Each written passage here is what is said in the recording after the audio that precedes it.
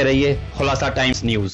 भारद्वाज जी ने कहा कि जल बोर्ड घाटे में है।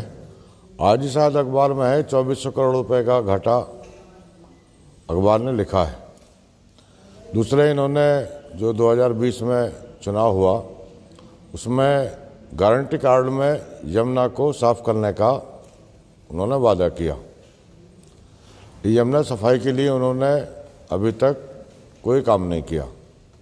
ये ठीक है कि हरियाणा से पानी आता है, उसमें अमोनिया होता है, लेकिन दिल्ली में पानी को ट्रीट करने के लिए भी उन्होंने कोई नए ट्रीटमेंट प्लांट नहीं लगाए।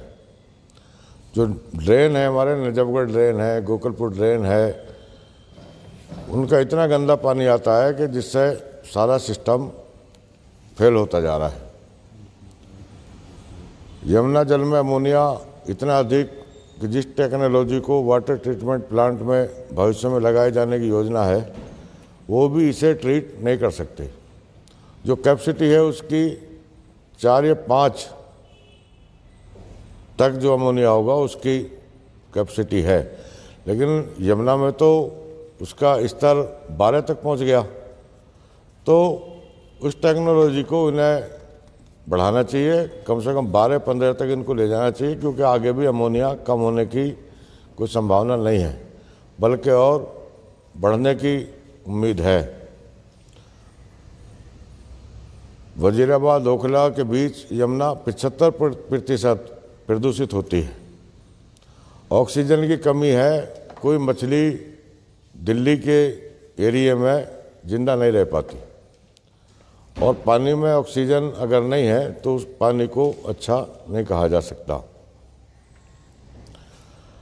जैसा मैंने पहले कहा था, यमुना के कुल प्रदूषक तत्वों में 96% योगदान नालों का है, और नाले उनमें ज़्यादातर हमारे हैं, दिल्ली के हैं।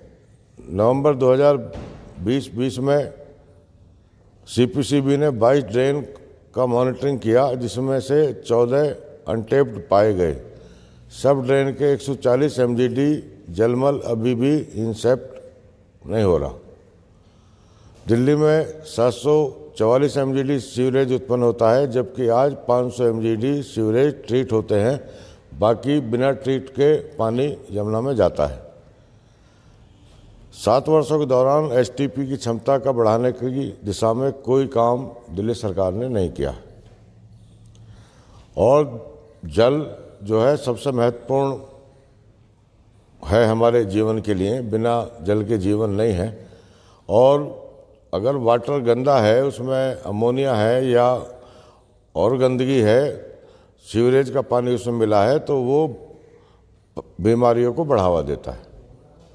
तो दिल्ली सरकार को जितना उस पर काम करना चाहिए था उसने उसमें कोई काम नहीं किया, और नील बटा नील उसको रखा है।